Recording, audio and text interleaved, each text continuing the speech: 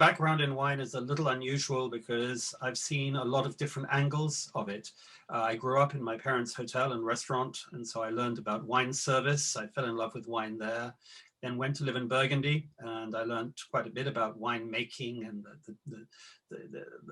the challenges of making wine every year and for a small estate. I then came back to the UK, started a magazine and a newspaper column, and started to write books. So then I really learned about the journalism side and looking at wine from across the world, from Australia to France to Italy to everywhere, including a lot of new places.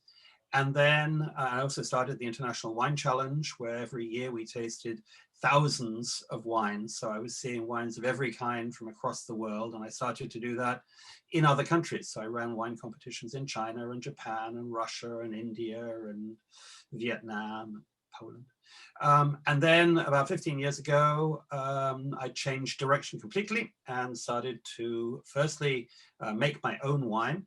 Create a wine brand, or more than one brand, in the south of France, in Languedoc, called Le Grand Noir, and to do consultancy and to become a business a consultant, a writer on the wine industry for Meiningers Wine Business International. And that to me was a bit like having been going to the movies for a long time, like as a critic or as one of the audience, and then going behind the scenes and seeing how they really make the movies. And then I understood more about the business of wine and why people buy some wines, why people do not buy some wines, why they pay for them, and so on.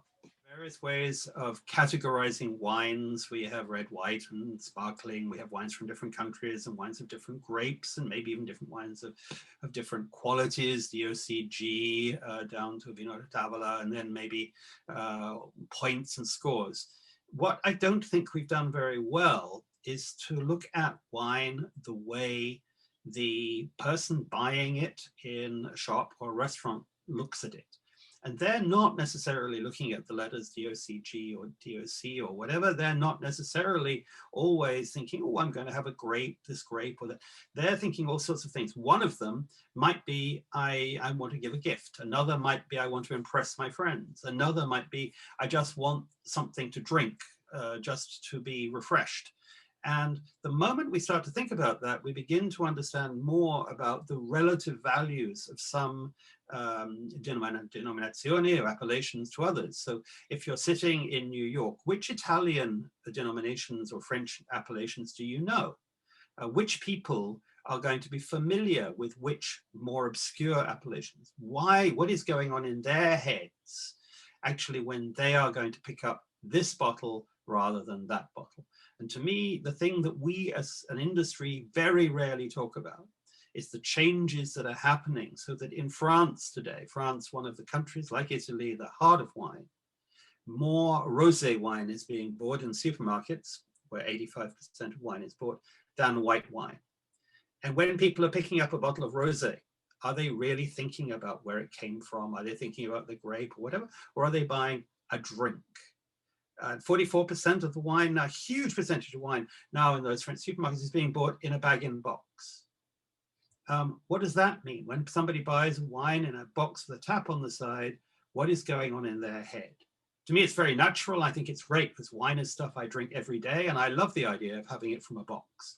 It's like going to the cooperative and getting a jug from, but it's not the way we as an industry like to think about it. This is an obvious thing to say, but I think it's an important thing to say, is the change in communication over the last 10 or 20 years. And up until 10, 20 years ago, we were always thinking, even until recently now, we're thinking about, oh, who is the wine critic? Who is the wine communicator who will understand my soil and understand the way that I ferment my wine or the barrels I use and so on. What we've not really understood is this change in communication. Now we have influencers. Now we have celebrity wines. Almost every week there's a new celebrity wine. The moment you understand that the way that people are buying wine, you have to change your communication. You have to understand that what the big American companies, the Gallos, the Constellations, and so on, actually understand very well. That they, if you put wine into a supermarket, you are in the FMCG business, the fast-moving consumer goods. You are selling wine, whether you like it or not, like a soap powder or some beans or other food.